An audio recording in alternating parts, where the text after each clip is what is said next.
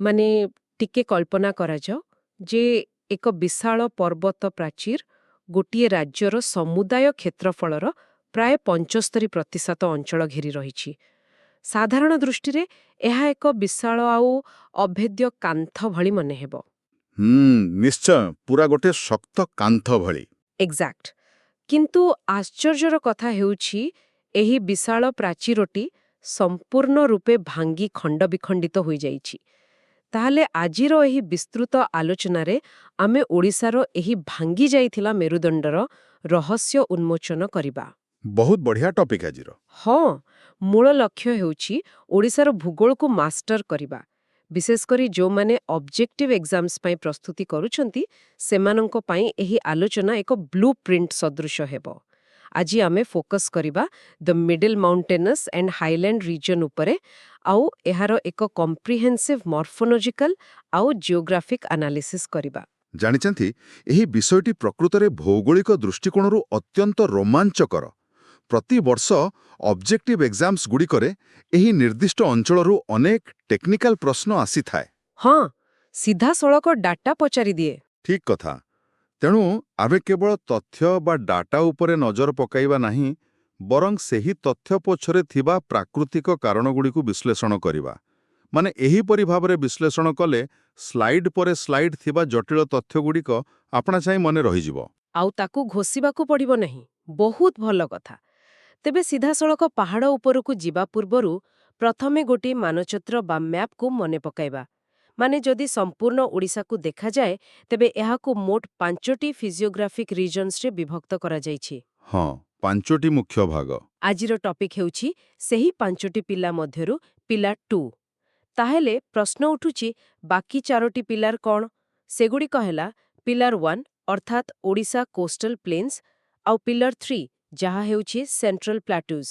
ଆଉ ତାପରେ ପିଲାର 4 ହେଲା ୱେଷ୍ଟର୍ଣ୍ଣ ରୋଲିଂ ଅପଲ୍ୟାଣ୍ଡସ୍ ଏବଂ ଶେଷରେ ପିଲାର 5 ହେଉଛି ରିଭର ଭ୍ୟାଲିଜ୍ ଆଣ୍ଡ ଫ୍ଲଡ୍ ପ୍ଲେନ୍ସ। ଏକଦମ ସଠିକ୍। ଆମେ ପୂର୍ବରୁ ଆମର ପିଲାର 1 ଅର୍ଥାତ୍ ପୂର୍ବ ଦିଗରେ ଥିବା ଆମ ଓଡ଼ିଶାର ଉପକୂଳବର୍ତ୍ତୀ ସମତଳ ଅଞ୍ଚଳ ବିଷୟରେ ଆଲୋଚନା ସମ୍ପୂର୍ଣ୍ଣ କରିସାରିଛେ। କିନ୍ତୁ ଆଜି ଆମେ କେବଳ ପିଲାର 2 ଅର୍ଥାତ୍ ଏହି ଡମିନେଣ୍ଟ କୋର୍ ଉପରେ ହିଁ ଆଲୋଚନା ସୀମିତ ରଖିବା।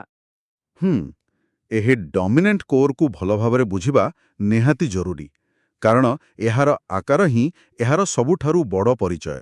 ଆମେ ଯେତେବେଳେ ମିଡିଲ୍ ମାଉଣ୍ଟେନସ୍ ଆଣ୍ଡ ହାଇଲ୍ୟାଣ୍ଡସ୍ ରିଜିନ୍ କହୁଛୁ, ତାହା କୌଣସି ସାଧାରଣ ପାହାଡ଼ିଆ ଅଞ୍ଚଳ ନୁହେଁ। ଆଚ୍ଛା। ଏହା ଏକ ମାସିଭ୍ ଫୁଟପ୍ରିଣ୍ଟ ବହନ କରେ। ଆଗରୁ ଯେମିତି କୁହାଗଲା, ଏହା ଓଡ଼ିଶାର ସମୁଦାୟ କ୍ଷେତ୍ରଫଳର ପ୍ରାୟ 75% ବା ଅକ୍ୟୁପାଇଜ୍ ଆରାଉଣ୍ଡ 75% ଅକ୍ତିଆର କରିଛି। ଏହାକୁ ଓଡ଼ିଶାର ଜିଓଗ୍ରାଫିକ୍ ବ୍ୟାକବୋନ୍ ବୋଲି ମଧ୍ୟ କୁହାଯାଏ। ସତରେ? ଏହା ବହୁତ ବିଶାଳ। ହଁ, ଆଉ ଏହି ଅଞ୍ଚଳଟି ମୁଖ୍ୟତଃ ପେନିନସୁଲାର ଇଣ୍ଡିଆର ଏକ ଅଂଶ ଏବଂ ସମ୍ପୂର୍ଣ୍ଣ ରୂପେ ଇଷ୍ଟର୍ଣ୍ଣ ଘାଟ୍ସର ପାହାଡ଼ ଓ ପର୍ବତ ଦ୍ୱାରା ଆଚ୍ଛାଦିତ। ଏହାର ବ୍ୟାପ୍ତି ଦେଖିଲେ ଜଣାପଡ଼େ ଯେ ଏହା ଉତ୍ତର ପୂର୍ବ ଦିଗରେ ମୟୂରଭଞ୍ଜର ଆରମ୍ଭ କରି ମୟୂରଭଞ୍ଜରୁ ପୁରା ତଳୁକୁ, ମାନେ ଉତ୍ତର ପଶ୍ଚିମର ମଲକାଙ୍ଗିରି ପର୍ଯ୍ୟନ୍ତ ଲମ୍ବିଛି। ବିଲକୁଲ। ଆଉ ଏକ ଗୁରୁତ୍ୱପୂର୍ଣ୍ଣ କଥା ହେଉଛି ଏହାର ଉଚ୍ଚତା ବା ବେସ୍ ଏଲିଭେସନ୍, ଯାହାକି ସାଧାରଣତଃ 610 ମିଟରରୁ 1068 ମିଟର ମଧ୍ୟରେ ସୀମିତ। ଟିକେ ରହିବା ଏଠାରେ। ମୋର ଗୋଟେ ପ୍ରଶ୍ନ ଅଛି। ହଁ, ପଚାରନ୍ତୁ। ଯେତେବେଳେ ଗୋଟେ ମେରୁଦଣ୍ଡ ବା ଜିଓଗ୍ରାଫିକ୍ ବ୍ୟାକବୋନ୍ କଥା ଉଠୁଛି, ତାହା ତ ବହୁତ କଠିନ ହୋଇଥିବା ଦରକାର। କିନ୍ତୁ ଆରମ୍ଭରୁ ଆମେ କହିଲେ ଯେ ଏହା ସମ୍ପୂର୍ଣ୍ଣ ରୂପେ ଖଣ୍ଡବିଖଣ୍ଡିତ। ହଁ ଆଜ୍ଞା। ତାହେଲେ ସେହି ଶକ୍ତ ପଥରର ମେରୁଦଣ୍ଡ ଭିତରେ ଏତେ ବଡ଼ ଫାଟ୍ ବା ଖାଲ ସୃଷ୍ଟି ହେଲା କିପରି? କୌଣସି ବଡ଼ ଟେକ୍ଟୋନିକ୍ ଭୂମିକମ୍ପ ଯୋଗୁଁ ଏହା ଘଟିଛି କି? ନା, ଏହାର ମୁଖ୍ୟ କାରଣ ହଠାତ୍ ହୋଇଥିବା କୌଣସି ଭୂମିକମ୍ପ ନୁହେଁ। ଏଠାରେ ପ୍ରକୃତିରେ ଏକ ଅତି ସାଧାରଣ କିନ୍ତୁ ସବୁଠାରୁ ଶକ୍ତିଶାଳୀ ଅସ୍ତ୍ର କାମ କରିଛି। ତା ହେଉଛି ଜଳ। ଓହୋ, ଜଳ? ହଁ, ବିଶ୍ୱାସ କରିବା କଷ୍ଟକର ହୋଇପାରେ, କିନ୍ତୁ ଏହି ଇଷ୍ଟର୍ଣ୍ଣ ଘାଟ୍ସର ପର୍ବତମାଲାକୁ ବହୁତ ହିଂସ୍ର ଭାବରେ ଖଣ୍ଡିତ କରାଯାଇଛି, ଯାହାକୁ ଆମେ ଭୂଗୋଳ ଭାଷାରେ ଭାୟୋଲେଣ୍ଟଲି କାର୍ଭଡ୍ ବୋଲି କହୁ। ଅନେକ ବ୍ରଡ୍ ଆଉ ନ୍ୟାରୋ ରିଭର ଭ୍ୟାଲିଜ୍ ଅର୍ଥାତ୍ ଗଭୀର ନଦୀ ଉପତ୍ୟକା ଆଉ ଫ୍ଲଡ୍ ପ୍ଲେନ୍ସ ଏହି ପର୍ବତଗୁଡ଼ିକୁ ମଝିରୁ କାଟି ନିଜର ବାଟ ତିଆରି କରିଛନ୍ତି। ବାପ୍ରେ, ମାନେ ନଦୀ ପାଣି ପଥର କାଟିଦେଲା। ଏକଦମ। ଆଉ ଏହା ଗୋଟିଏ କିମ୍ବା 2ଟି ଦିନର ପ୍ରକ୍ରିୟା ନୁହେଁ, ବରଂ ଲକ୍ଷ ଲକ୍ଷ ବର୍ଷ ଧରି ଲଗାତାର ବୋହି ଚାଲିଥିବା ନଦୀର ଜଳସ୍ରୋତ ଶକ୍ତ ପଥରକୁ କାଟି ଏପରି ଅବସ୍ଥା ସୃଷ୍ଟି କରିଛି। ଏହା ଖୁବ୍ ଆଶ୍ଚର୍ଯ୍ୟଜନକ ଯେ କେବଳ ପାଣିର ସ୍ରୋତ ଏତେ ବିଶାଳ ପର୍ବତକୁ କାଟି ଦେଇପାରେ। ଯଦି ଆମେ ପରୀକ୍ଷା ଦୃଷ୍ଟିକୋଣରୁ ଦେଖିବା ତେବେ ସେଇ ମେଜର ସ୍କଲ୍ପଟର୍ସ ବା ମୁଖ୍ୟ ନଦୀଗୁଡ଼ିକର ନାମ ଜାଣିବା ନିହାତି ଜରୁରୀ। ନିଶ୍ଚିତ ଭାବରେ ସେମାନେ ହିଁ ତ ତିଆରି କରିଛନ୍ତି ଏସବୁ। ହଁ, ଯେଉଁମାନେ ଏହି ପର୍ବତକୁ କାଟିବାରେ ପ୍ରାଇମାରୀ ଇରୋଜନାଲ ଫୋର୍ସେସ୍ ଭାବରେ କାମ କରିଛନ୍ତି। ତାହେଲେ ନୋଟ୍ସ ଅନୁଯାୟୀ ଏଠାରେ ମୁଖ୍ୟତଃ 6ଟି ନଦୀ ଅଛନ୍ତି: ବେତରଣୀ, ବ୍ରାହ୍ମଣୀ, ମହାନଦୀ, ଋଷିକୁଲ୍ୟା, ବଂଶଧାରା ଏବଂ ନାଗାବଲି। ମାନେ ଏଇ 6ଟି ନଦୀଙ୍କର ନାମ ପରୀକ୍ଷା ପାଇଁ ବହୁତ ଗୁରୁତ୍ୱପୂର୍ଣ୍ଣ। ଏମାନେ ସେଇ ନିର୍ମାଣକାରୀ ଯେଉଁମାନେ ପ୍ରକୃତରେ ଓଡ଼ିଶାର ଲ୍ୟାଣ୍ଡସ୍କେପକୁ ଡିଜାଇନ କରିଛନ୍ତି। ଡିଜାଇନର କହିଲେ ଭୁଲ ହବନି। ହଁ, ସେମାନଙ୍କର ଲଗାତାର ପ୍ରବାହ ଯୋଗୁଁ ଆଜି ଆମେ ଡିପ୍ ଆଣ୍ଡ ନ୍ୟାରୋ ଭ୍ୟାଲିଜ୍ ଦେଖିବାକୁ ପାଉଛୁ। ଟିକେ ଭାବନ୍ତୁ, ଯଦି ଏଇ ନଦୀଗୁଡ଼ିକ ନଥାନ୍ତେ ତେବେ ହୁଏତ ସମ୍ପୂର୍ଣ୍ଣ ଅଞ୍ଚଳଟି ଏକ ଉଚ୍ଚ ଆଉ ସମତଳ ମାଳଭୂମି ହୋଇ ରହିଥାନ୍ତା। ଠିକ୍ କଥା। ଏହି ଇରୋଜନାଲ ଫୋର୍ସେସ୍ ଯୋଗୁଁ ହିଁ ସମ୍ପୂର୍ଣ୍ଣ ମଧ୍ୟପାର୍ବତୀୟ ଅଞ୍ଚଳ ବିଭିନ୍ନ ଛୋଟ ବଡ଼ ଖଣ୍ଡରେ ବିଭକ୍ତ ହୋଇଛି। ଆଉ ସେହି ଖଣ୍ଡଗୁଡ଼ିକୁ ଅଧିକ ବୈଜ୍ଞାନିକ ଢଙ୍ଗରେ ବୁଝିବା ପାଇଁ ଭୂଗୋଳବିଦ୍ମାନେ ଏହି ସମଗ୍ର 75% ଅଞ୍ଚଳକୁ 5ଟି ମର୍ଫୋଲୋଜିକାଲ ସବ୍‌ଡିଭିଜନ୍ସରେ ବିଭକ୍ତ କରିଛନ୍ତି। 5ଟି ଭାଗ। ତେବେ ଆସନ୍ତୁ ଏକ ଭୌଗୋଳିକ ଯାତ୍ରା ଆରମ୍ଭ କରିବା ଆଉ ଦେଖିବା ପ୍ରତ୍ୟେକଟି ସବ୍‌ଡିଭିଜନ୍ କିପରି ପରସ୍ପରଠାରୁ ଅଲଗା। ଯଦି ଆମେ ଓଡ଼ିଶାର ଉତ୍ତର ଦିଗରୁ ଆରମ୍ଭ କରିବା ତେବେ ସର୍ବପ୍ରଥମେ ନଜରକୁ ଆସେ ସିମ୍ଲିପାଲ ଆଣ୍ଡ ମେଘାଶନୀ ମାଉଣ୍ଟେନ୍ସ। ଏକଦମ ଉତ୍ତରରେ। କିନ୍ତୁ ଏହାର ସବୁଠାରୁ ନିଆରା ଦିଗ ହେଉଛି ଏହାର ଆକାର। ମାନେ ଏହା ସାଧାରଣ ପର୍ବତ ଭଳି ତୀକ୍ଷ୍ଣ ନୁହେଁ। ଏହା ପଛର କାରଣ କ'ଣ? ଏହା ପଛର କାରଣ ଲୁଚି ରହିଛି ଏହାର ଉତ୍ପତ୍ତିରେ। ଏହି ସିମ୍ଲିପାଲ ଏବଂ ମେଘାସନୀ ଅଞ୍ଚଳର ଜିଓଲୋଜିକାଲ ଅରିଜିନ୍ ହେଉଛି ଭଲ୍କାନିକ୍, ଅର୍ଥାତ୍ ଆଗ୍ନେୟଗିରିରୁ ଏହାର ସୃଷ୍ଟି। ଓହୋ, ମାନେ ଲାଭାରୁ? ହଁ, ବହୁ ପୁରାତନ କାଳରେ ଲାଭା ନିର୍ଗତ ହୋଇ ଯେତେବେଳେ ତାର ଥଣ୍ଡା ହୋଇଗଲା, ତାହା ଏକ ସ୍ୱତନ୍ତ୍ର ରୂପ ନେଲା। ସେଥିପାଇଁ ଏହାର ଷ୍ଟ୍ରକ୍ଚରାଲ ଫର୍ମ ମୁଖ୍ୟତଃ ଡୋମ୍ ଶେପ୍ଡ ଏବଂ ସର୍କ୍ୟୁଲାର ଷ୍ଟ୍ରକ୍ଚର୍ସ ପାଇଁ ପରିଚିତ। ଆଚ୍ଛା, ସେଇଥିପାଇଁ ଗମ୍ବୁଜ ଆକାର ଦେଖାଯାଏ। ବିଲକୁଲ, ଏହି ଗମ୍ବୁଜ ଆକାରରେ ହିଁ ଏହାକୁ ଅନ୍ୟ ପର୍ବତମାନଙ୍କଠାରୁ ଅଲଗା କରେ। ଯଦି ଆମେ ଏହାର ଉଚ୍ଚତା ଦେଖିବା ତେବେ ଏହାର ଏଲିଭେସନ୍ ସାଧାରଣତଃ 600 ମିଟରରୁ 1050 ମିଟର ମଧ୍ୟରେ ରହିଛି। ଆଉ ଏହାର ଇମ୍ପୋର୍ଟାଣ୍ଟ ପିକ୍ସ? ମନେ ରଖିବା ଭଳି 2ଟି ଇମ୍ପୋର୍ଟାଣ୍ଟ ପିକ୍ସ ହେଲା ପ୍ରଥମଟି ମେଘାସାଣୀ, ଯାହାର ଉଚ୍ଚତା 1147 ମିଟର, ଏବଂ ଦ୍ୱିତୀୟଟି ସିମ୍ଲିପାଳ, ଯାହାର ଉଚ୍ଚତା 900 ମିଟର ଅଟେ। ଏହାର ଅର୍ଥ ହେଲା ପରୀକ୍ଷାରେ ଯଦି ଭଲ୍କାନିକ୍ ଓରିଜିନ୍ କିମ୍ବା ଡୋମ୍ ଶେପ୍ଡ କଥା ପଚରାଯାଏ ତେବେ ତାହା ନିଶ୍ଚିତ ଭାବରେ ସିମ୍ଲିପାଳ ଓ ମେଘସାଣୀ ଆଡ଼କୁ ଇଙ୍ଗିତ କରୁଛି। ଏକଦମ ଠିକ୍ ଧରିଛନ୍ତି। ଆଚ୍ଛା, କିନ୍ତୁ ଯେତେବେଳେ ଆମେ ଉତ୍ତରରୁ ଟିକେ କେନ୍ଦ୍ର ଆଡ଼କୁ ଆସୁଛୁ ସେଠାରେ ଲ୍ୟାଣ୍ଡସ୍କେପ୍ ସମ୍ପୂର୍ଣ୍ଣ ବଦଳି ଯାଉଛି। ଆମେ ପହଞ୍ଚି ଯାଉଛୁ ଦ୍ୱିତୀୟ ଭାଗରେ, ଯାହା ହେଲା ମନକଡନାଚା, ମଲାୟଗିରି ଆଣ୍ଡ ଗନ୍ଧାମର୍ଦ୍ଦନ ମାଉଣ୍ଟେନ୍ସ। ହଁ, ଏଇ ଅଞ୍ଚଳଟା ଟିକେ ଭିନ୍ନ। ଏହାର ଦିଗ ବା ଓରିଏଣ୍ଟେସନ୍ ଏକଦମ ଷ୍ଟ୍ରିକ୍ଟ ନର୍ଥ ସାଉଥ୍ ଡାଇରେକ୍ସନରେ ରହିଛି। ଏହା ତ ବୁଝାପଡ଼ୁଛି, କିନ୍ତୁ ଗୋଟେ ଟେକ୍ନିକାଲ ଶବ୍ଦ ଅଛି ଯାହା ବହୁତ କନଫ୍ୟୁଜିଂ ଲାଗେ। କେଉଁ ଶବ୍ଦଟା? କୁହାଯାଏ ଯେ ଏହି ପର୍ବତମାଳାର ଜିଓଲୋଜିକାଲ ନେଚର ହେଉଛି ପଲିସାଇଟେକ୍ ଇନ୍ ନେଚର। ଏହି ଶବ୍ଦଟି ଶୁଣିବାକୁ ବହୁତ ଜଟିଳ। ଏହାକୁ ଏକ ସହଜ ଉଦାହରଣ ଦେଇ ବୁଝାଇଲେ ଭଲ ହୁଅନ୍ତା ପିଲାମାନଙ୍କ ପାଇଁ। ହଁ, ନିଶ୍ଚୟ। ପଲିସାଇକ୍ଲିକ୍ ଶବ୍ଦଟିକୁ ବୁଝିବା ପାଇଁ ଆମକୁ ଏକ ସାଧାରଣ ଉଦାହରଣ ନେବାକୁ ପଡ଼ିବ। ମାନେ ଧରି ନିଆଯାଉ ସମୁଦ୍ର କୂଳରେ ଗୋଟିଏ ବାଲିର ଘର ବା ସ୍ୟାଣ୍ଡ କ୍ୟାସେଲ ତିଆରି କରାଯାଉଛି। ହଁ, ଛୁଆମାନେ ଯେମିତି କରନ୍ତି। ହଁ, ଠିକ୍। ପ୍ରଥମେ ତାକୁ ଉଚ୍ଚା କରାଗଲା, କିନ୍ତୁ ସମୁଦ୍ରର ଲହଡ଼ି ଆସି ତାକୁ ଟିକେ ଭାଙ୍ଗିଦେଲା। ତାପରେ ପୁଣି ତା ଉପରେ ଆଉ କିଛି ବାଲି ପକାଇ ତାକୁ ନୂଆ ରୂପ ଦିଆଗଲା, ଆଉ ପୁଣି ଲହଡ଼ି ତାକୁ କ୍ଷୟ କଲା। ଆଚ୍ଛା। ଏହି ଅଞ୍ଚଳ ସହିତ ଠିକ୍ ସେହିପରି ଘଟିଛି। ପଲିମାନେ ଅନେକ ଏବଂ ସାଇକ୍ଲିକ୍ ମାନେ ଚକ୍ର, ଅର୍ଥାତ୍ ଏହି ଅଞ୍ଚଳର ଲ୍ୟାଣ୍ଡସ୍କେପ୍ ବାରମ୍ବାର ଉତ୍ଥାନ ବା ଅପଲିଫ୍ଟ ଏବଂ କ୍ଷୟ ବା ଇରୋଜନ ଚକ୍ର ଦେଇ ଗତି କରିଛି। ମାନେ ଥରେ ନୁହେଁ, ବହୁତ ଥର। ହଁ, ପୃଥିବୀର ଆଭ୍ୟନ୍ତରୀଣ ଟେକ୍ଟୋନିକ୍ ଫୋର୍ସ ଯୋଗୁଁ ପର୍ବତ ଉପରକୁ ଉଠିଛି ଆଉ ନଦୀ ତଥା ପବନ ତାକୁ କ୍ଷୟ କରି ତଳକୁ ନେଇ ଆସିଛନ୍ତି। ଏହି ରିକରିଂ ସାଇକେଲ୍ସ ଯୋଗୁଁ ପର୍ବତଗୁଡ଼ିକର ରୂପ ବହୁତ ଜଟିଳ ହୋଇଯାଇଛି। ୱାଃ, ବାଲିଘର ଆଉ ଲହଡ଼ିର ଏହି ଉଦାହରଣରୁ ପଲିସାଇକ୍ଲିକ୍ର ଅର୍ଥ ଏକଦମ ସ୍ପଷ୍ଟ ହୋଇଗଲା। କେବଳ ଥରେ ଉଠି ନାହିଁ, ବରଂ ବାରମ୍ବାର ଉଠିଛି ଆଉ ଭାଙ୍ଗିଛି। ଏକଦମ। ତାହେଲେ ଏହି ବିଶେଷ ଅଞ୍ଚଳରେ ଥିବା ଇମ୍ପର୍ଟାଣ୍ଟ ପିକ୍ସ ଗୁଡ଼ିକ ଉପରେ ଯଦି ନଜର ପକାଇବା ତେବେ ସେଗୁଡ଼ିକ ହେଲା ମଲୟାଗିରି 1170 ମିଟର୍ସ, ମଙ୍କଳନାଚା 1092 ମିଟର୍ସ ଆଉ ଗନ୍ଧମର୍ଦ୍ଦନ 1044 ମିଟର୍ସ। ହଁ, ଏହି ତିନୋଟି ମୁଖ୍ୟ ଶୃଙ୍ଗ।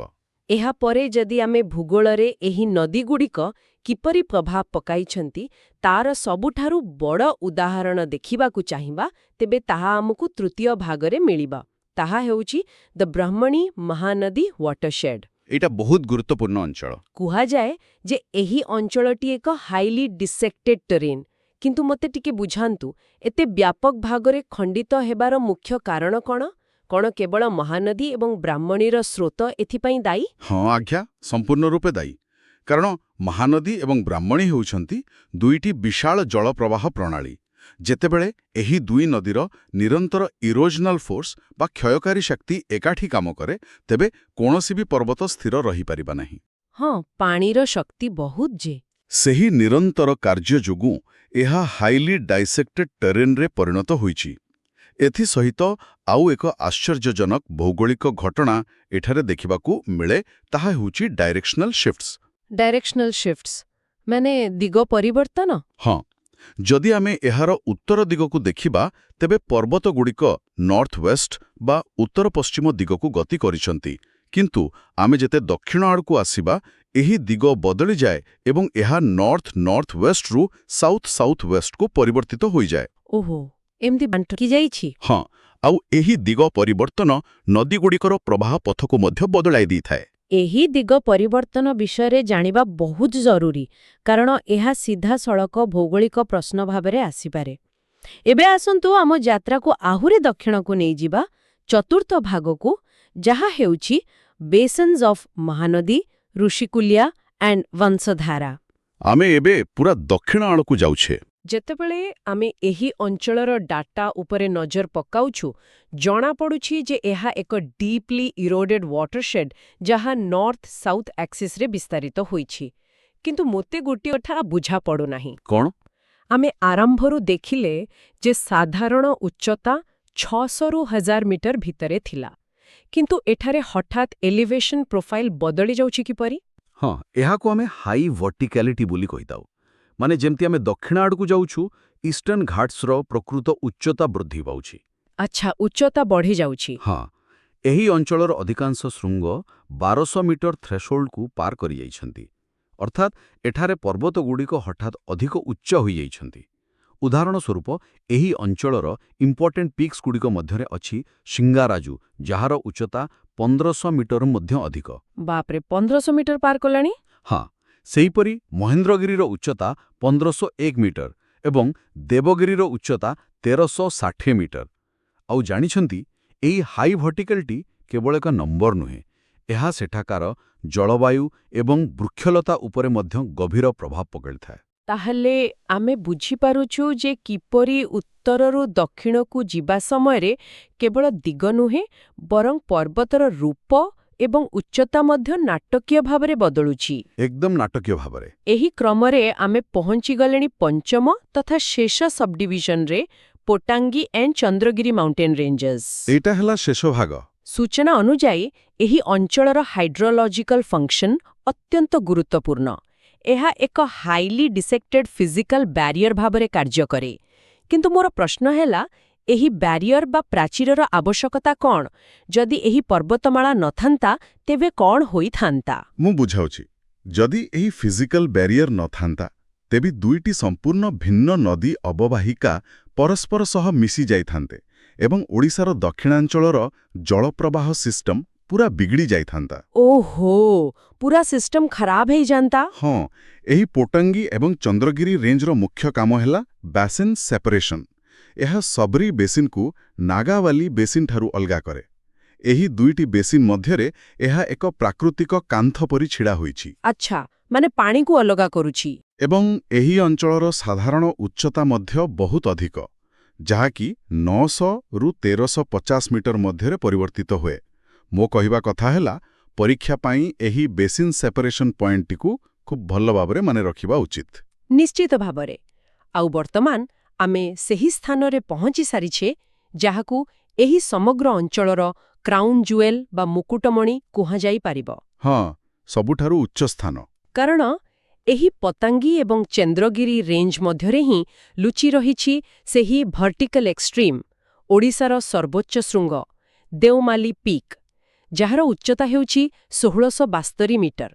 କିନ୍ତୁ କେବଳ ଉଚ୍ଚତା ଏବଂ ପଥର ବିଷୟରେ ଜାଣିଦେଲେ ଭୂଗୋଳ ଅଧ୍ୟୟନ ସମ୍ପୂର୍ଣ୍ଣ ହୋଇଯାଏ ନାହିଁ। ସତ କଥା, ତା ସହିତ ମଣିଷର ସମ୍ପର୍କ ବି ଦେଖିବାକୁ ପଡ଼ିବ। ହଁ, ମୁଁ ଭାବୁଛି ଏଠାରେ ହ୍ୟୁମାନ୍ ଲ୍ୟାଣ୍ଡସ୍କେପ୍ ଇଣ୍ଟରାକ୍ସନ୍ ବା ଏହି କଠିନ ଭୌଗୋଳିକ ପରିସ୍ଥିତିରେ ମଣିଷ କିପରି ଖାପ ଖୁଆଇ ଚଳୁଛି ତାହା ଜାଣିବା ସବୁଠାରୁ ରୋମାଞ୍ଚକର ହେବ। ଏକଦମ ସଠିକ୍ କଥା। ଏତେ ଉଚ୍ଚ ଏବଂ ଦୁର୍ଗମ ସ୍ଥାନରେ ବଞ୍ଚିବା କୌଣସି ସାଧାରଣ କଥା ନୁହେଁ। ଏହାକୁ ଆମେ ଦୁଇଟି ଭିନ୍ନ ସ୍ତରରେ ଦେଖିପାରିବା। ପ୍ରଥମଟି ହେଲା ପାହାଡ଼ ଉପର ଭାଗ ବା ଦ ହିଲ୍ ଟପ୍ସ, ଯାହାକୁ ଦ କଷ୍ଟ ଅଫ୍ ଆଲ୍ଟିଟ୍ୟୁଡ୍ ବୋଲି ମଧ୍ୟ କୁହାଯାଇପାରେ। ଉଚ୍ଚତାର ମୂଲ୍ୟ। ହଁ, ସେଠାରେ ରହୁଥିବା ସ୍ଥାନୀୟ ଲୋକମାନେ ନିଜର ଜୀବିକା ପାଇଁ ମୁଖ୍ୟତଃ ଶିଫ୍ଟିଂ କଲ୍ଟିଭେସନ୍ ବା ପୋଡୁ ଚାଷ ଉପରେ ନିର୍ଭର କରନ୍ତି। କିନ୍ତୁ ଏହାର ଭୌଗୋଳିକ ମୂଲ୍ୟ ବହୁତ ଅଧିକ। ଜଙ୍ଗଲ କାଟି ଏବଂ ପୋଡ଼ି ଚାଷ କରିବା ଦ୍ୱାରା ବ୍ୟାପକ ସବୁଜିମା ବା ଭେଜେଟେସନ୍ ଲସ୍ ହେଉଛି। ତାହେଲେ ତ ପରିବେଶ ପାଇଁ ବହୁତ ଖରାପ। ନିଶ୍ଚିତ ଭାବରେ। ଆଉ ତାହା ସିଧାସଳଖ ଇକୋଲୋଜିକାଲ ଡିଗ୍ରେଡେସନ୍ ବା ପରିବେଶ ଅବକ୍ଷୟ ଆଡ଼କୁ ଟାଣି ନେଉଛି। ମାଟି କ୍ଷୟ ବଢ଼ିଯାଉଛି ଏବଂ ପାହାଡ଼ ନିଜର ପ୍ରାକୃତିକ ସୁରକ୍ଷା ହରାଉଛି। ଏହା ଏକ ଗମ୍ଭୀର ସମସ୍ୟା।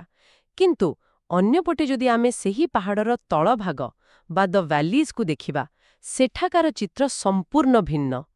ମାନେ ଏହାକୁ ମୁଁ ଗୋଟିଏ ଭିଡିଓ ଗେମ୍ର ସର୍ଭାଇଭାଲ୍ ଲେଭଲ୍ ସହିତ ତୁଳନା କରିବି। Video game? କେମିତି? ଯେମିତି ଗୋଟିଏ ଲେଭଲରୁ ଅନ୍ୟ ଲେଭଲକୁ ଗଲେ ରଣନୀତି ବଦଳାଇବାକୁ ପଡ଼େ, ଠିକ୍ ସେମିତି ଉପତ୍ୟକାରେ ଲୋକଙ୍କର ରଣନୀତି ବଦଳି ଯାଇଛି। ସେଠାରେ ସେମାନେ ଷ୍ଟ୍ରକ୍ଚରାଲ୍ ଆଡାପ୍ଟେସନ୍ କରୁଛନ୍ତି ଏବଂ ଟେରେସ୍ କଲ୍ଟିଭେସନ୍ ବା ପାହାଚିଆ ଚାଷ କରୁଛନ୍ତି। ବାଃ, ଏହି ଉଦାହରଣଟି ପ୍ରକୃତରେ ସଠିକ୍। ଟେରେସ୍ କଲ୍ଟିଭେସନ୍ରେ ପାହାଡ଼ିଆ ଢାଲୁ ଅଞ୍ଚଳକୁ ପାହାଚ ଭଳି କାଟି ଚାଷ କରାଯାଏ। ଏହା ଏକ ସଷ୍ଟେନେବଲ୍ ଏଗ୍ରିକଲଚର ବା ସ୍ଥାୟୀ କୃଷିର ବହୁତ ଭଲ ଉଦାହରଣ। କାରଣ ସେମାନେ ପାଣିକୁ ଅଟକାଇ ପାରୁଛନ୍ତି। ହଁ, କାରଣ ଏଠାରେ ଲୋକମାନେ ଲ୍ୟାଣ୍ଡସ୍କେପ୍ର ମର୍ଫୋଲୋଜି ସହିତ ଲଢ଼ାଇ କରୁନାହାନ୍ତି, ବରଂ ତାକୁ ସଠିକ୍ ଭାବରେ ବ୍ୟବହାର କରୁଛନ୍ତି। ଏହାଦ୍ୱାରା ପାଣି ଅଟକି ରହେ ଏବଂ ମାଟି କ୍ଷୟ ମଧ୍ୟ ହୁଏ ନାହିଁ। ଗୋଟିଏ ପଟେ ପାହାଡ଼ ଉପରେ ପରିବେଶ ନଷ୍ଟ ହେଉଛି, ଆଉ ଅନ୍ୟପଟେ ଉପତ୍ୟକାରେ ପ୍ରକୃତି ସହ ସନ୍ତୁଳନ ରକ୍ଷା କରାଯାଉଛି। ଏହି ପାର୍ଥକ୍ୟକୁ ପରୀକ୍ଷାର୍ଥୀମାନେ ନିଜର ବିଶ୍ଳେଷଣରେ ନିଶ୍ଚୟ ସାମିଲ କରିବା ଆବଶ୍ୟକ। ବର୍ତ୍ତମାନ ଆମେ ଆଜିର ଏହି ଯାତ୍ରାର ସବୁଠାରୁ କ୍ରିଟିକାଲ ପର୍ଯ୍ୟାୟରେ ପହଞ୍ଚିଛୁ। ଏହାକୁ ଆମେ ଡେଟା ସିନ୍ଥେସିସ୍ କିମ୍ବା ଫାଇନାଲ୍ ଏକ୍ଜାମ୍ ପ୍ରେପ୍ ଚେକ୍ଲିଷ୍ଟ ବୋଲି କହିପାରିବା। ହଁ, ପିଲାମାନଙ୍କ ପାଇଁ ଏଇଟା ସବୁଠାରୁ ଜରୁରୀ। ଅନେକ ଉଚ୍ଚତା ବିଷୟରେ କଥା ହେଲେ, କିନ୍ତୁ ପରୀକ୍ଷା ସମୟରେ ଏହି ନମ୍ବରଗୁଡ଼ିକ ହିଁ ସବୁଠାରୁ ବଡ଼ ସମସ୍ୟା ସୃଷ୍ଟି କରେ। ତେଣୁ ଏକ ଟୋପୋଗ୍ରାଫିକାଲ ସିନ୍ଥେସିସ୍ ଏବଂ ଆଲ୍ଟିଟ୍ୟୁଡିମାଲ ହାଇରାର୍କିର ସାରାଂଶ ନିହାତି ଦରକାର। ଆସନ୍ତୁ ପ୍ରଥମେ ଏଲିଭେସନ୍ ରେଞ୍ଜେସ୍ଗୁଡ଼ିକୁ ରିକ୍ୟାପ୍ କରିନେବା। ନିଶ୍ଚୟ। ଯେଉଁମାନେ ପଢ଼ୁଛନ୍ତି ସେମାନେ ଧ୍ୟାନ ଦିଅନ୍ତୁ। ସମଗ୍ର ଅଞ୍ଚଳର ବେସ୍ ରିଜନର ଉଚ୍ଚତା 610 ମିଟରରୁ 1059 ମିଟର। ସିମ୍ଲିପାଳ ଏବଂ ମେଘାସାନି ଅଞ୍ଚଳ 600 ମିଟରରୁ 1050 ମିଟର। ଆଉ ତାପରେ ପୋତାଙ୍ଗୀ ଏବଂ ଚନ୍ଦ୍ରଗିଲିର ବେସ୍ ଏଲିଭେସନ୍ ହେଉଛି 900 ମିଟରରୁ 1350 ମିଟର। ଠିକ୍। ରିଭର ବେସିନ୍ସ ଦେଖାଯାଉଥିବା ସ୍ଥାନର ଥ୍ରେଶୋଲ୍ଡ 1200 ମିଟର ଏବଂ ଆବ୍ସୋଲ୍ୟୁଟ୍ ମ୍ୟାକ୍ସ ବା ସର୍ବୋଚ୍ଚ ବିନ୍ଦୁ ହେଲା ଦିଓମାଲି ପିକ୍, ଯାହାକି 1672 ମିଟର। କିନ୍ତୁ ସବୁଠାରୁ ବଡ଼ ଚ୍ୟାଲେଞ୍ଜ ଆସେ ଯେତେବେଳେ ପ୍ରଶ୍ନରେ ଅନେକ ଶୃଙ୍ଗର ନାମ ଦେଇ ତାକୁ ଡିସେଣ୍ଡିଂ ଅର୍ଡର ବା ବଡ଼ରୁ ସାନ କ୍ରମରେ ସଜାଇବାକୁ କୁହାଯାଏ। ହଁ, ସେଠି ପିଲାମାନେ ଫସିଯାଆନ୍ତି। ଏତେଗୁଡ଼ିଏ ନାଁ ମନେ ରଖିବାର କ'ଣ କୌଣସି ଆବଶ୍ୟକତା ଅଛି ସତରେ? ନିଶ୍ଚିତ ଭାବରେ ଆବଶ୍ୟକତା ଅଛି। ମାନେ ଏହା କେବଳ ମେମୋରାଇଜେସନ୍ ନୁହେଁ। ଏହି ଆଲ୍ଟିଚ୍ୟୁଡିନାଲ ହାଇରାର୍କି ବା ଉଚ୍ଚତାର କ୍ରମ ହିଁ ଏକ ନିର୍ଦ୍ଦିଷ୍ଟ ଅଞ୍ଚଳର ଜଳବାୟୁ, ଜଙ୍ଗଲ ଏବଂ ନଦୀର ଗତିପଥକୁ ନିର୍ଦ୍ଧାରଣ କରିଥାଏ। ତେଣୁ ଟପ୍ ଲିଷ୍ଟ ମନେ ରଖିବା ସବୁଠାରୁ ଗୁରୁତ୍ୱପୂର୍ଣ୍ଣ। ତାହେଲେ ଆସନ୍ତୁ ଟପ୍ 6 ଶୃଙ୍ଗର ତାଲିକା ଦେଖିବା। ସର୍ବପ୍ରଥମେ ଡିଓମାଲି 1672 ମିଟର। ଦ୍ୱିତୀୟରେ ସିଙ୍କାରାମ, ଯାହାର ଉଚ୍ଚତା 1620 ମିଟର। ତାପରେ ଆସୁଛି ଗଲିକଣ୍ଡା। ହଁ, ତୃତୀୟରେ ଗଲିକଣ୍ଡା 1617 ମିଟର ସହିତ। ଆପଣ ଦେଖନ୍ତୁ, ସିଙ୍କାରାମ ଏବଂ ଗଲିକଣ୍ଡା ମଧ୍ୟରେ ପାର୍ଥକ୍ୟ ମାତ୍ର 3 ମିଟରର। ଏଇଭଳି କ୍ଲୋଜ୍ ଅପସନ୍ସ ପରୀକ୍ଷାରେ କନଫ୍ୟୁଜ୍ କରିପାରେ। ବାପ୍ରେ, ମାତ୍ର 3 ମିଟର। ହଁ, ତାପରେ ଚତୁର୍ଥ ସ୍ଥାନର ଅଛି ୟେଣ୍ଡ୍ରିକା 1582 ମିଟର, ପଞ୍ଚମରେ ନିୟମଗିରି ଯାହାର ଉଚ୍ଚତା 1515 ମିଟର୍ସ ଏବଂ ଷଷ୍ଠରେ ମହେନ୍ଦ୍ରଗିରି ଯାହା 1501 ମିଟର ଉଚ୍ଚ ଅଟେ। ବାକି ତାଲିକା ମଧ୍ୟ ବହୁତ ଲମ୍ବା ଅଛି, ଯାହାକୁ କ୍ରମାନ୍ୱୟରେ ନୋଟ୍ କରିନେବା ଦରକାର। ଏହା ତଳକୁ ତଳ ଆସୁଛି ବାଦାମ ପାହାଡ଼ 1075 ମିଟର, ତାପରେ ବାଦାମଗଡ଼ 1074 ମିଟର, କୁନରାତିର 1064 ମିଟର। ତାପରେ ଆହୁରି ଅଛି ଗାନ୍ଧମାର୍ଦ୍ଦନ 662 ମିଟର, ନୃସିଂହନାଥ 986 ମିଟର, ଦେବାଗିରି 964 ମିଟର ଏବଂ ଶେଷରେ ରହିଛି ବାଲିଆ ପାହାଡ଼ ଯାହାର ଉଚ୍ଚତା 950 ମିଟର। ଏହି ସବୁ ତଥ୍ୟକୁ ସଠିକ୍ ଭାବରେ ବାରମ୍ବାର ରିଭାଇଜ୍ କଲେ ହିଁ ଏକ ପରିପୂର୍ଣ୍ଣ ପ୍ରସ୍ତୁତି ହୋଇପାରିବ ବୋଲି ମୁଁ ସବୁବେଳେ କହେ। ଏକଦମ ଠିକ୍ କଥା। ଆଉ ଯଦି ଆମେ ଏହି ସମଗ୍ର ଆଲୋଚନାକୁ ଗୋଟିଏ ଫ୍ରେମ୍ରେ ଦେଖିବା, ତେବେ ଏହା ସ୍ପଷ୍ଟ ହୋଇଯିବ ଯେ ଓଡ଼ିଶାର ଏହି ମଧ୍ୟ ପାର୍ବତ୍ୟ ଅଞ୍ଚଳ କେବଳ କିଛି ସ୍ଥିର ପଥରର ସମାହାର ନୁହେଁ। ଏହା ହେଉଛି ଏକ ଜୀବନ୍ତ ଲ୍ୟାଣ୍ଡସ୍କେପ୍। ହଁ, ଗୋଟେ ଲିଭିଂ ସିଷ୍ଟମ୍ ପରି। ଏହା ଓଡ଼ିଶାର ଏମିତି ଏକ ଜିଓଗ୍ରାଫିକ୍ ବ୍ୟାକ୍ବୋନ୍ ଯାହା ପଲିସାଇକ୍ଲିକ୍ ପ୍ରକ୍ରିୟାରେ ବାରମ୍ବାର ନିର୍ମାଣ ଏବଂ ଭଙ୍ଗା ଚକ୍ର ଦେଇ ଗତି କରିଛି। ଆଗ୍ନେୟଗିରିରୁ ସୃଷ୍ଟି ହୋଇଥିବା ଗମ୍ବୁଜ ଆକାରଠାରୁ ଆରମ୍ଭ କରି 6ଟି ବଡ଼ ନଦୀର ଲଗାତାର ଖୋଦେଇ କାର୍ଯ୍ୟ ଏବଂ ଶେଷରେ ଦେଓମାଳି ପରି ସୁଉଚ୍ଚ ଶୃଙ୍ଗ, ଏସବୁ ମିଶି ଆଜିର ଏହି ଜଟିଳ ଭୂଗୋଳକୁ ରୂପ ଦେଇଛନ୍ତି। ଏହି ସବୁ ତଥ୍ୟକୁ ଭଲ ଭାବରେ ବୁଝିଗଲା ପରେ ମୁଁ ନିଶ୍ଚିତ ଯେ ପରୀକ୍ଷା ଦେଉଥିବା ବ୍ୟକ୍ତିମାନଙ୍କ ପାଇଁ ଏହି ଡାଟା ଆଉ କେବଳ ଶୁଖିଲା ସଂଖ୍ୟା ହୋଇ ରହିବ ନାହିଁ। ଏହା ପଛରେ ଥିବା କାହାଣୀ ସେମାନେ ବୁଝିପାରିବେ। ନିଶ୍ଚୟ ବୁଝିବେ। କିନ୍ତୁ ଆଜିର ଏହି ଆଲୋଚନାକୁ ଶେଷ କରିବା ପୂର୍ବରୁ ଗୋଟେ ଗଭୀର ଚିନ୍ତାଧାରା ବା ଏକ ପ୍ରୋଭୋକେଟିଭ୍ ଥଟ୍ ସହିତ ଛାଡ଼ିଯିବାକୁ ଚାହୁଁଛି। ହଁ, କୁହନ୍ତୁ। ଆମେ ଆଲୋଚନା କଲେ ଯେ କିପରି ପ୍ରାକୃତିକ ନଦୀଗୁଡ଼ିକ ଲକ୍ଷ ଲକ୍ଷ ବର୍ଷ ଧରି ଧୈର୍ଯ୍ୟର ସହ ଏହି ପର୍ବତଗୁଡ଼ିକୁ କାର୍ଭ କରି ନିଜର ବାଟ ତିଆରି କରିଛନ୍ତି। ତାହା ପ୍ରକୃତିର ନିଜସ୍ୱ ଧୀର ପ୍ରକ୍ରିୟା ଥିଲା। କିନ୍ତୁ ଆଜି ମଣିଷ ଶିଫ୍ଟିଂ କଲ୍ଟିଭେସନ୍ ଭଳି କାର୍ଯ୍ୟ ମାଧ୍ୟମରେ ଏହି ଭୂଗୋଳକୁ ଅତି ଦ୍ରୁତ ଏବଂ ହିଂସ୍ର ଗତିରେ ପରିବର୍ତ୍ତନ କରୁଛି। ବହୁତ ଦ୍ରୁତ ଗତିରେ। ତେବେ ଟିକେ ଚିନ୍ତା କରାଯାଉ ଯେ ଆଗାମୀ 100 ବର୍ଷ ମଧ୍ୟରେ ଯେତେବେଳେ ଜଳବାୟୁ ପରିବର୍ତ୍ତନ ଆହୁରି ତୀବ୍ର ହେବ ଏବଂ ମଣିଷର ହସ୍ତକ୍ଷେପ ବଢ଼ିବ, ସେତେବେଳେ ଏହି ପଲିସାଇକ୍ଲିକ୍ ଲ୍ୟାଣ୍ଡସ୍କେପ୍ କି ନୂଆ ରୂପ ନେବ? ସେହି ଭାଙ୍ଗିଥିବା ମେରୁଦଣ୍ଡ କ'ଣ ଆହୁରି ଦୁର୍ବଳ ହୋଇଯିବ, ନା ପ୍ରକୃତି ନିଜକୁ କିଛି ନୂଆ ରୂପରେ ଗଢ଼ିବ? ଏହା ଏକ ବହୁତ ଗୁରୁତ୍ୱପୂର୍ଣ୍ଣ ପ୍ରଶ୍ନ। ଆଉ ତାର ସିଧାସଳଖ ପ୍ରଭାବ ଓଡ଼ିଶାର ଭବିଷ୍ୟତ ଉପରେ କିପରି ପଡ଼ିବ? ଏହି ଦିଗ ଉପରେ ନିଶ୍ଚୟ ଅଧିକ ଅନୁସନ୍ଧାନ କରାଯିବା ଉଚିତ। ତେବେ ଆଜି ପାଇଁ ଏତିକି। ପରବର୍ତ୍ତୀ ଆଲୋଚନାରେ ପୁଣି ଏକ ନୂଆ ବିଷୟ ସହିତ ଭେଟ ହେବ। ଧନ୍ୟବାଦ।